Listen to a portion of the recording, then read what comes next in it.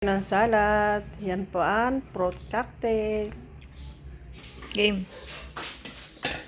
Buko salad ang aming gagawin ngayong araw na to.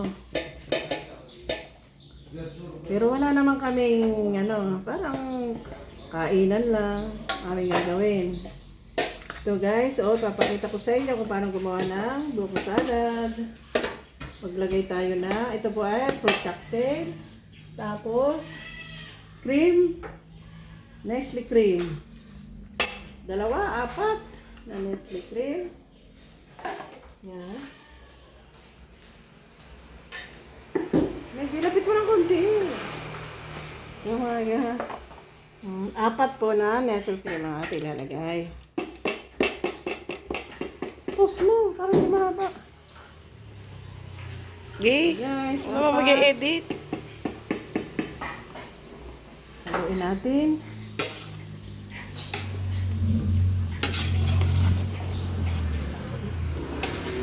Ang aking ginawang buko salad, yung buko, 1 kilo lang binili ko. Tinan mo, madami na siya, oh.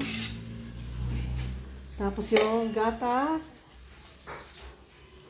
Masarap tong gatas na to, pero hindi ako sponsor.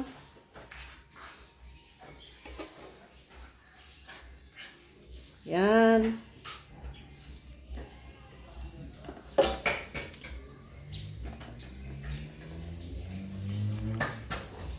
Oh, hello mga mami, mga katropa dyan, manood kayo ng vlog.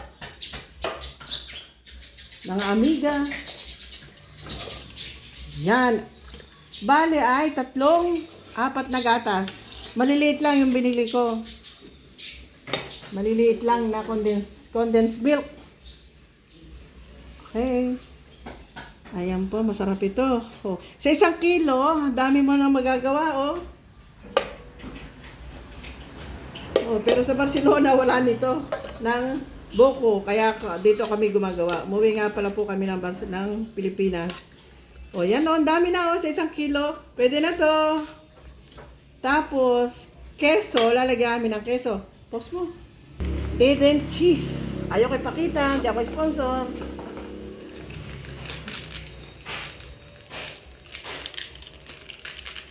Walang kadkadan, Lulet.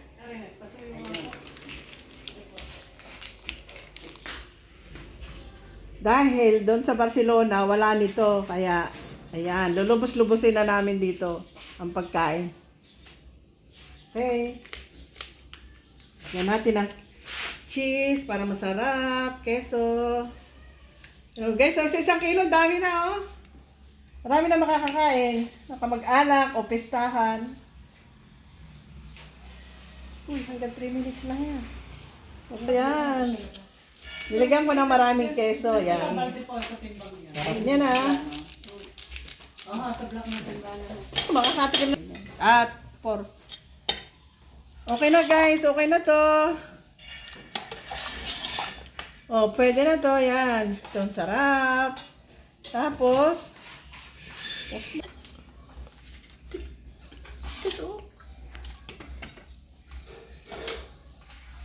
atin titikman yung ginawa kong buko salad. Ayan. Oh. Tikman muna, pero wala pang lamig. Mamaya yung lamig, ha. Tikman ko lang kung masarap.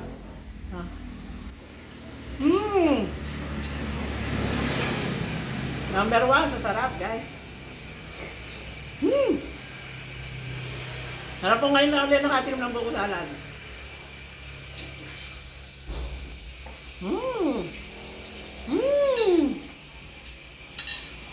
Pwede. Ito na po, ilalagay namin sa tupper at palalagay namin sa ref. Masarap siya, pang negosyo, o pang kain, pang merienda, pang piyesta at lahat. Post mo lang.